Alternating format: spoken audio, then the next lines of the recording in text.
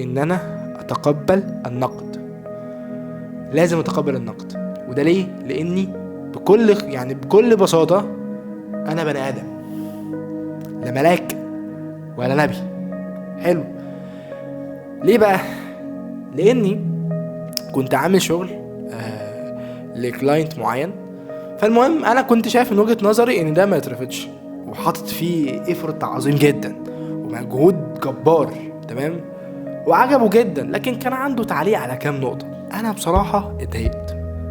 تعلق على ايه ده؟ تمام. بس لما قعدت اراجع الموضوع مع نفسي قلت النقطتين دول هو اتكلم فيهم دول هم مهمين جدا، وعمري في حياتي ما كنت اعرفهم. تمام. هم مهمين جدا في شغلي في مجالي، وعمري في حياتي ما كنت هعرفهم غير لما يحصل الموقف ده. فاذا النقد ده بقى نقد بناء. وهنا بقى لازم نفرق ما بين نوعين من النقد. في نقد ممكن يهدك، اللي هو شخص كده هو بينتقد وخلاص، فاهم؟ شخص سلبي، ده ابعد عنه. ده انت اديله بالرجل كده ومع الف سلامه. هي مش ناقصاك يا عزيز البرو، بس ده مش عزيز البرو اصلا، هي مش ناقصاه وخلاص، ما يستاهلش ياخد اللقب يعني.